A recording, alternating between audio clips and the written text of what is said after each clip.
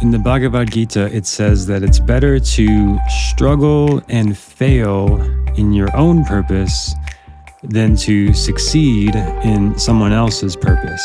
And if you've never read the Bhagavad Gita, that's one of the main source texts of Indian philosophy and really a big piece of the understanding of the philosophy behind Vedic astrology can be seen in that great book. And it's a lot about Arjuna talking with Krishna about, am I doing the right thing? Am I on the right path? And these are questions that come up pretty much every time I do an astrology reading. Anytime I'm working with someone with astrology, you want to understand, like, what's your purpose? Are you in alignment with your Dharma and your calling? And sometimes you just know, like, you have no question, you're on the right path. But even when you have that, there's still going to be times in life where you're not sure and you're questioning it and you're not sure if you're on the right path. And astrology can be super helpful in giving guidance to this. So in today's episode, I'm going to answer some questions I've received, many common questions I've received. We're going to talk about some celebrity charts and look at some examples of how you can see purpose in a chart. And if you want to go deeper with all of this, I'll be hosting a live workshop on April 7th at 7 p.m. Eastern called Thrive Online. So this is really for people who already have something that they're building or creating, or something you want to share. Like if you're a yoga teacher or an astrologer or an empath or intuitive or a coach, and you want to share this more online, I'll be sharing like how to harness those gifts over the next several months, because 2025 is a great year to move online if you're not already, or to grow and thrive online. So it's called Thrive Online 2025. It's at quietmindastrology.com/thrive workshop. So again, back to the Bhagavad Gita. It's better to struggle and fail in your own Dharma than to succeed in someone else's.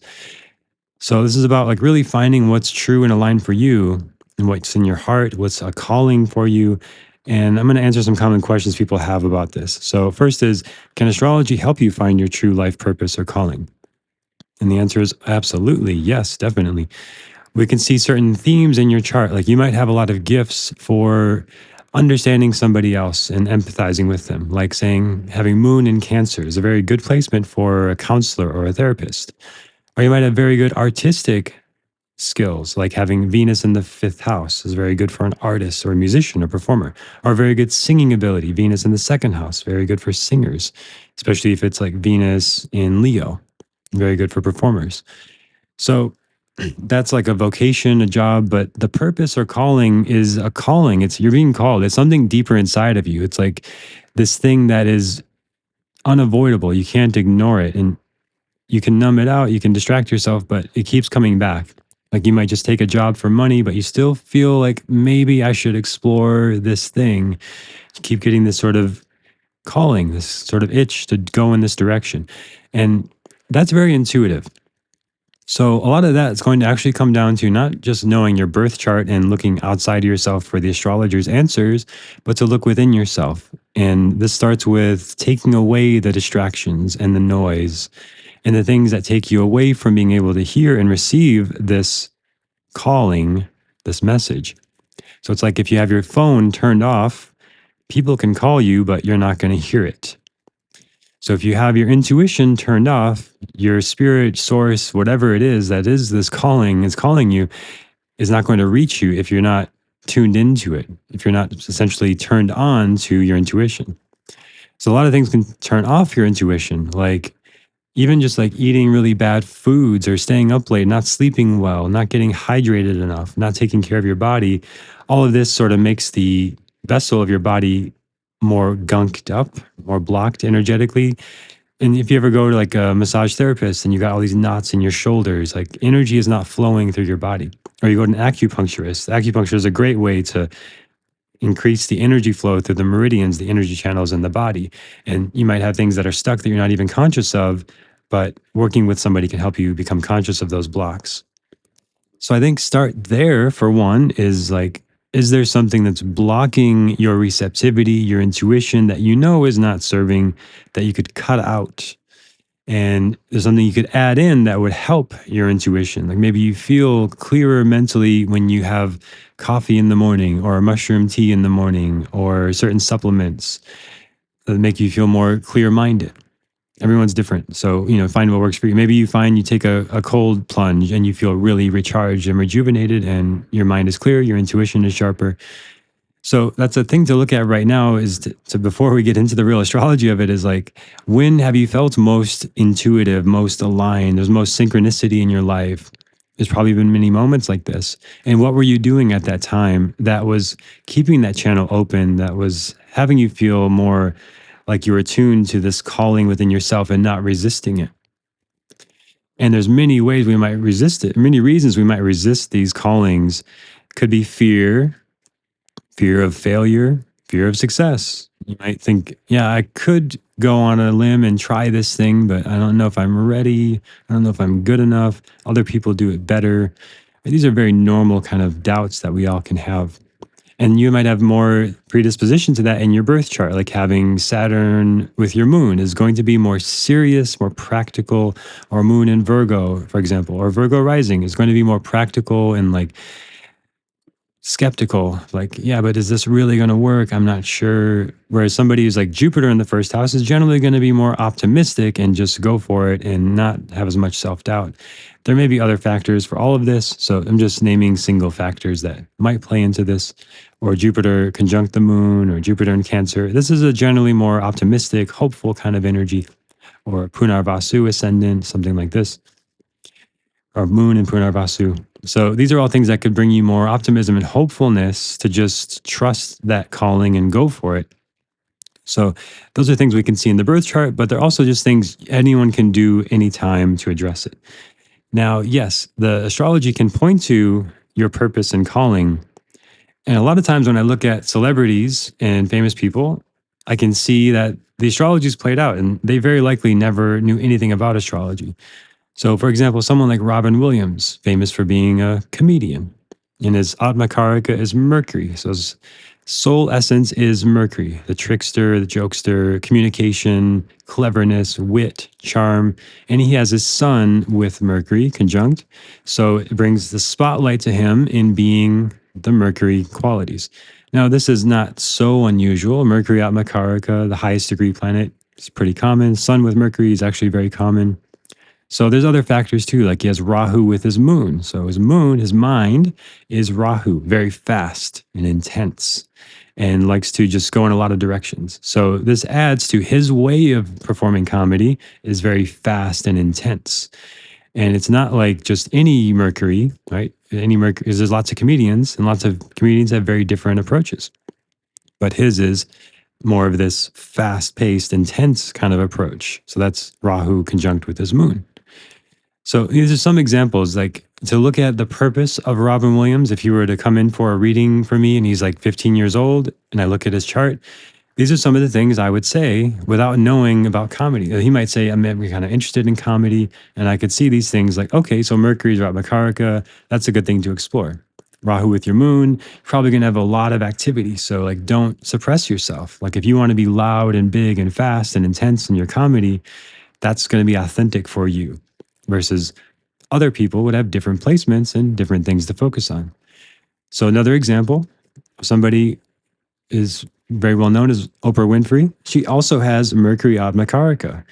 So again, you don't want to get too attached to anything here of like, oh, Mercury Atma Karaka means they're going to be a comedian. No, Oprah Winfrey obviously is not a comedian. But what is she famous for? Interviews in talk shows. So what is Mercury about? Talking, interviewing, communication. It's also comedy, entertainment, like we saw with Robin Williams, but Mercury is also just communication and sharing. So she has Venus with Mercury. So that's more of a loving, warm kind of approach to her communication. She also has Sun there. So Sun, the spotlight. So you add this level of fame and notoriety for the communication, Sun with Mercury, similar to Robin Williams. But then she also has Rahu with all this. So she has a lot of passion and energy and intensity about going into communication with others about things they love, right? That's Rahu, Venus, Mercury, and Sun all put together. And for her, it's all in Capricorn, which is much more grounded versus Robin Williams. He has Sun and Mercury in Cancer, which is much more emotional and he has a big emotion in his comedy. And he has his Rahu and Moon are in Aquarius, which is very like eccentric and unique. So he was very eccentric, very intense in that way. Oprah doesn't have anything in Aquarius, so she's not so eccentric, but she's very deep and very intense in going into understanding people on a deep level, which is more like the Mercury and Venus. Mercury tends to be more superficial. So there is that element of like, yeah, her stuff is pretty deep, but it's still on TV and there's commercial breaks and it's, not so deep like a long podcast format nowadays. But she could go pretty deep and pretty intense. And often there's a lot of emotion in her stuff as well. But it's more of this grounded approach with Capricorn, not all over the place like Robin Williams with his Aquarius and Cancer kind of energies. So, all right, we're going in a lot of directions there, just looking at these two charts and a lot of things. That I can't just say, okay, your Atma Karaka is Mercury, therefore you're going to be a comedian. Or I couldn't just look at Oprah's chart and say, Atma Karaka is Mercury, therefore you'll be a talk show host. It's more like that energy of Mercury is very strong and it's part of your soul's essence. So, some level of communication, sharing ideas is very important to this person. How they do it is up to their own soul's journey, and so many other factors in the chart we can look at to help understand that. But that's just an example of how I might look at somebody's life purpose or calling in their chart. Now, another question I've received is what career best suits me based on my birth chart? Now, this is going to vary quite a bit. And I'm always going to ask questions when I do readings with people like, well, what are you drawn to? What do you like to do? I could say again, like Mercury Atma Karaka, something with communication. So, what kind of communication do you like to do? Do you like to do stand up comedy? Do you like to talk to people? Do you want to do something that involves telecommunication, like working in phones and or working in the internet in some format, working with chat bots or something, working in customer service? These are all expressions of Mercury that could be very different. So, what best suits you is something that a good astrologer is going to be able to see in your chart. So, I'll go to another example of Steve Jobs, also has Rahu with Venus, kind of like Oprah. His Rahu is with Venus in Sagittarius, and that is in his fifth house. And this is an energy of like a love of aesthetics. So Rahu with Venus loves to do something that involves aesthetics. Now, knowing Steve Jobs, that was like very intentional about the design of the computers and the technology that he created and oversaw. But somebody else who has Rahu with Venus might love aesthetics in fashion, in art, or in cosmetics, or working as a cosmetic surgeon or something like this. There's going to be a lot of other factors of like, how do we know how it's going to show up? Well, we see the potentials in the astrology. And how do you know it just without looking with an astrologer? Well, I always recommend the book Beneath the Vedic Sky by William Levacy. That's a great starting point. And you can see all your placements and all the potential favorable and unfavorable expressions of them. So that's a good place to start and look at yourself a little deeper. But there's potentials here. And then you get to choose what to do with those potentials. I don't think it's fated. Now, it's interesting because I can look at someone like Robin Williams or Oprah Winfrey, who I don't know if they've ever looked at their Vedic astrology charts, and I don't know if they've ever made any decisions based on that.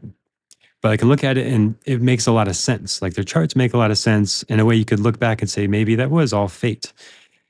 We don't know. I don't know for sure, but some people say that. I think it feels like we have free will. So the more you understand your chart and yourself, the more you can understand the potentials at play. And someone like Rahu with Venus, like Steve Jobs, there's a potential of that becoming a love addiction. Rahu is obsession, Venus is love. I don't think that happened for him. But there's another way that's an obsession with aesthetics, which I think did happen for him, where he was very particular about everything with the computer. And before him, people didn't really care like what the computer looked like inside, but he cared just as much how it looked inside that nobody would ever see as it looked on the surface. So that's like a passion obsession. And people often describe him as very intense and obsessed about details. So that's that Venus part of like the aesthetics of it is very important to him. But that's just a potential. So how it shows up is more depending on the individual and their own predilections and desires and things like that. So what career best suits you based on the chart? Well, every sign has certain energies and predispositions. Every planet has certain energies and predispositions. We look at things like the dominant signs, the dominant houses, the dominant planets. what dasha you're going through. You might end up changing careers because of the dasha you go through or major transits that you go through. So there's a timing effect to it as well that Vedic astrology is really good at. But exactly how it shows up, I think a lot of it is up to your choice. And the more you understand yourself through self reflection and journaling and intuition, and adding astrology to that, not replacing your intuition with astrology, but adding astrology to it gives you this perspective of like, oh, I can see where this part of me wants to express. For example, also Steve Jobs has Mars in Aries. Now, Mars is very aggressive, Aries is very ambitious. So that could be somebody who gets drawn into like martial arts, Mars and Aries, athletes, performers, things that are very competitive. But for him, it wasn't athletics or performance of like the physical body, but very aggressive and assertive in ideas and in his business as a CEO, very aggressive and dominant in that way and competitive in that way, but not so much physically, and not really at all physically, but all more mentally and more about ideas and business. So there's still the energy of aggression, Mars and Aries, but like, how is it going to express? If I looked at this chart as a stranger and said you're going to be an athlete, I would be wrong. So just to say a certain placement means a certain thing is wrong. So be careful about that when you're looking at your chart. And what career best suits you? Well, start with your intuition and then learn the astrology and then use that to help you hone in on your predispositions. So for someone like Steve Jobs with Mars and Aries, I wouldn't say focus on being an athlete. There's that potential with that, but there's so much else in the chart. And then this particular thing, I would say embrace your competitive streak. Like, don't shy away from it. It's okay to harness that Mars and Aries gift because it's going to come out some way. And it could come out in the shadow and be destructive to others, or you can own it and embrace it and just say, yeah, I want to be the best. I want to be the number one company. I want to make the most money. I want to be, and just embrace, okay, that's one of your gifts. You're competitive. And it's going to help you lead others. In his case, helped him lead others. So, next question is, which part of your birth chart should you look at to figure out your ideal job or career path? Well, the 10th house is the obvious one people talk about a lot, and that's going to help you understand like general career purpose direction. And again, someone like, I'm just saying Steve Jobs for a moment, he doesn't have any planets in his 10th house. He has Taurus there. So, Taurus has a good staying power in career, and it's ruled by Venus. His Venus is with Rahu, so he's passionate about his career. So if you don't have any planets in your 10th house, you got to look to the ruler of it. You got to look to the sign meaning, and that's going to help you understand some of the energies there. Taurus is a very long-term, stubborn energy. Steve Jobs was often described as stubborn and long staying power. And he stayed with Apple for a long time. Even though he had a break for a while, he came back and stayed with it, and it gained power over time. So Taurus careers are like this. People with Leo rising, like Steve Jobs, are going to have Taurus in the 10th house. So a long-term career might have some breaks in it, but staying with the same thing for a long time is very, very fruitful for Leo risings or anyone with Taurus in the 10th house. Same thing. So look at the 10th house. If there is a planet there, then that's going to help you understand how the energy plays out a little bit more and what plays out there. So for me, for example, I have Moon in Gemini in the 10th house. So my mind in my career. So I like to do things where I get to empathize with others. Very different than Steve Jobs. He doesn't have Moon in his 10th house. He's not interested in empathy in the workplace. He's interested in results and being stubborn and getting his way. For me, with Moon in the 10th house, I'm interested in how do you feel? When I work with clients and I do readings, I want to ask a lot of questions. I want to know the person. I want to interact with them. And with the Gemini is a lot of ideas in my career and multiple things going on. And I like to understand a lot of things, which is good for an astrologer or somebody who has to understand like a wide range of careers and topics and ideas.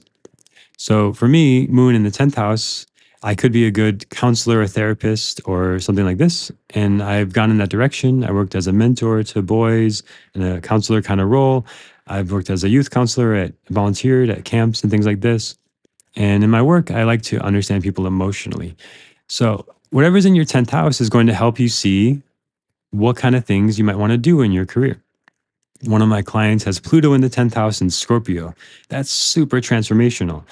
And she likes to work with people in like transformational healing work, like psychedelic journeys and facilitating like triple vagal method. It's like a healing modality. It's very deep and intense. That's very Pluto and Scorpio in her career. And she tried for years to just be like a normal workplace 9 to 5er, and she hated it. She could not wait to get out of it. And then she feels so much freer now that she's doing something that's like very transformational, very healing, very deep with people. So I hope you're picking up now that you really need to look at the chart holistically to understand the career. So the 10th house is important, but what if there's nothing there? And what sign, what planet, what's the relationship going on here? And then there's other things like the Atma Karaka, the second highest degree, has a big impact on the career. It supports the career. The Atma Karaka, the soul's calling, that's a big part of the chart. And these are not just like something you can just say, like again, with Robin Williams, just because he has Mercury Atma Karaka doesn't mean he's going to be a talk show host or a comedian like Oprah Winfrey, a talk show host. It's what you do with it. And the whole picture of the chart helps so much to understand it. So it's much deeper than the superficial things. Or you can't just say, oh, your sun is here, therefore you'll have this career. Your sun is here, therefore you'll have certain tendencies. Like Robert De Niro, the actor, has sun in Leo. That's a very strong placement for a lead actor. But just because someone has sun in Leo, I wouldn't say they're going to be a lead actor. But they would like to be in the spotlight. They would like to be a leader in some format. People will look to them naturally as leaders. People will trust them. So there is leadership tendencies. There's being in the spotlight tendencies. Whether that becomes a actor or a singer or whatever, or just a boss at a job or whatever, is going to depend on so many other factors. But we want to look at the chart holistically. And a good astrologer will do this. I do this in my readings. And in the workshop, we'll talk about a lot of this stuff too. But it's really tuning into your intuition first. Then the astrology helps you understand it and breaking down each piece of the chart, which you can do for low cost with the Beneath the Vedic Sky book. But if you want to go deeper and you really want to understand it, there's no substitute for an astrologer who knows what they're doing because you got to factor in all these things. And AI is good too for single things, but for holistic things, it's just not there. And this is something I'm actually seeing with a lot of fields and hearing from like people with expert level knowledge in their fields. It's like, yeah, AI is good for single things, but it's going to be a long way before it can synthesize all the information like an expert can. So just knowing what I know about charts from all the years I've done this, that I just be careful how you get your information about your chart and what you look to. Trust somebody who's done it for a long time and can see the chart holistically. And you're going to miss things if you look at yourself, but it can help. It can help you with single things. So that book's a good place to look for this. And another question is, I feel lost in my job. Can my horoscope show me which direction to go in life? So right away, your intuition there is like the job's not quite aligned. Something needs to change there. So the dasha you're going through might be signaling a big change. And especially when you're at the beginning or end of a dasha, those are transitional points in life. And if your intuition says it's time for a change, that's going to start quiet and it's going to get real loud until you make the change. So if it keeps showing up week after week, that's a good sign that it's the right direction to go. Even if it's risky or scary or vulnerable, you might want to have some sort of support through it. An astrologer, a career coach, a friend, a therapist, somebody helps you kind of navigate that change. But if the calling is there, it's there for a reason, and you just don't want to numb out the intuition that's calling you there. And then what exactly it's calling you towards, you don't know until you get there. But astrology can help you see the energies of it. Like if you're going into a sun dasha, you're probably going into a time of more responsibility, more leadership, more recognition. Versus if you're going into a Ketu dasha, you're probably going into a time of more reclusiveness, more isolation, more solitude, and cutting away and letting go of things. But something's got to change. And you feel it, especially when the dashas are changing, especially around eclipse season, you'll feel these big changes are very likely. So if this is calling to you and this feels interesting, you want to go deeper, go to quietmindastrology.com/thrive workshop. And we're going to be having a live workshop. And if you have something that you share in the world, a gift, a skill, you teach something, you share something, you're a service provider, and you want to hone that in, you want to refine it, you want to share it online, you want to share it with more people, this live workshop will be all about that. And I look forward to sharing it. It's going to be super fun. I've been doing this now a few years. I've offered this a few times. So it's all new for 2025. If you've taken it before, it's going to be all about the transits this year, how to work with them, and how to share your gifts better with the world. If you're in the phase of like, I don't know, but I want to do something, then this might be helpful to you. But just know, like, if you're still in that place of like totally lost about career, that's okay. Like, we all go through these phases at times of really questioning everything. That's where I'd really just recommend getting a one-to-one reading with me or an experienced astrologer. And it takes time. Like, it just takes time to transition. Like, for a long time, I just had jobs for money, and it took me time to transition to doing this, where I only do work I love now for many years. But it took a lot of time. And it's at first it's very uncertain, very question, like, you're just trying a lot of things, very questionable. And that's a necessary part of the process. But if you've already overcome that first resistance and you have something and you're sharing it and you want to refine it, this workshop will be super helpful for you, for heart-centered entrepreneurs who want to really grow their online business. It's free, it's live, it's going to be super fun.